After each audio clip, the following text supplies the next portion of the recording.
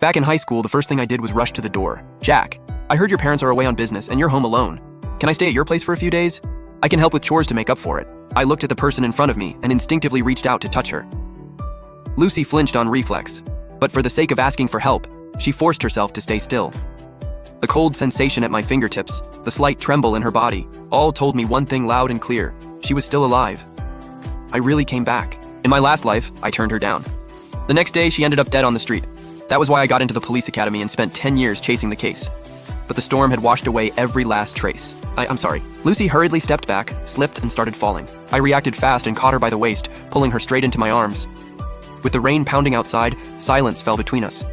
She froze in my embrace, too scared to move, and I quickly let go and stepped back into the edge of the light. "You looked freezing. I just instinctively wanted to warm you up a little."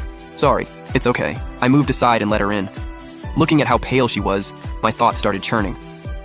In my last life, after the killer committed the crime in Sinhai City, they vanished without a trace. This time, I wasn't just going to save her. I was going to use everything I'd learned from years of criminal investigation and catch the real killer tonight at the crime scene. Lucy stood nervously in the entryway, tugging awkwardly at the hem of her clothes. The moment she saw me turn to grab a pair of slippers, she got even more flustered. "My socks are soaked.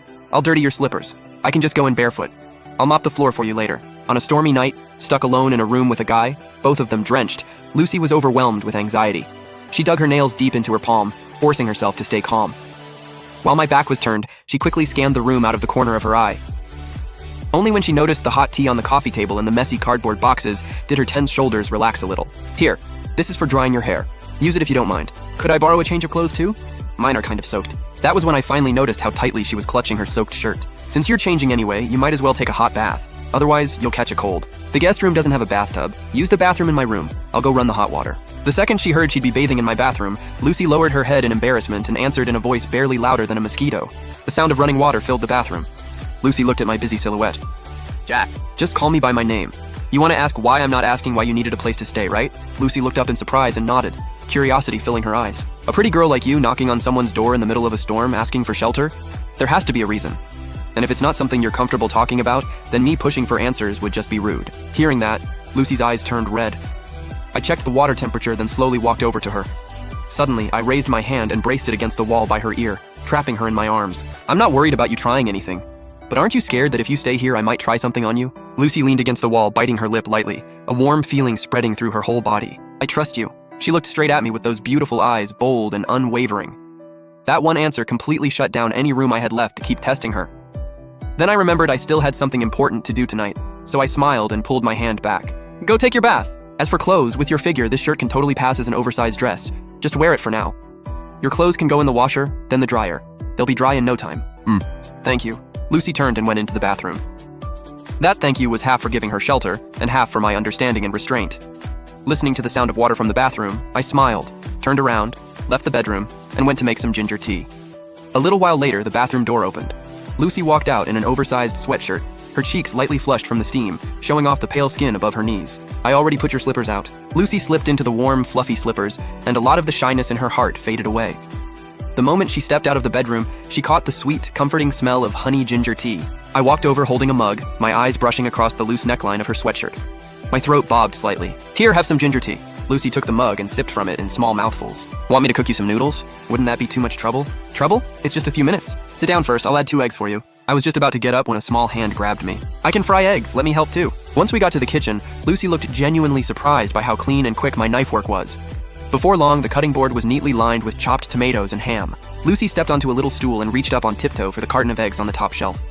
As she moved, the hem of her oversized sweatshirt flipped up in an instant. I caught a glimpse out of the corner of my eye, and my face instantly burned red. Lucy seemed to notice where I was looking and hurried to pull her sweatshirt down, but she lost her balance on the stool.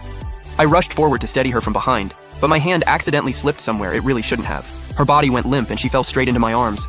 The sandalwood scent in her hair mixed suddenly with the citrus smell of her body wash, and both of us froze on the spot. It wasn't until the boiling soup splashed out of the pot that the tension finally broke. I quickly pulled my hand back, stepped away half a pace, and shoved the skimmer into her hand. "You stir, I'll grab the eggs." When I turned around, I caught sight of my own ears in the reflection. Bright red. So that was it. It wasn't that I hadn't felt anything for girls all these years. It was that no one else had ever made my heart race like this. Lucy blushed and kept her head down while stirring the noodles. The crackling sound of oil covered up the pounding in our hearts almost perfectly. Before long, the rich smell of tomato noodle soup filled the kitchen, and I carried the bowls to the table, deliberately avoiding her trembling fingertips. Careful, it's hot. Pick whatever channel you want. The second the TV lit up, Lucy suddenly tightened her grip on her chopsticks.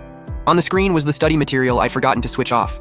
The visuals were way too intense. I let out an awkward little cough, quickly switched over to the on-demand menu, and casually put on Crayon Shin-chan. I'd almost forgotten.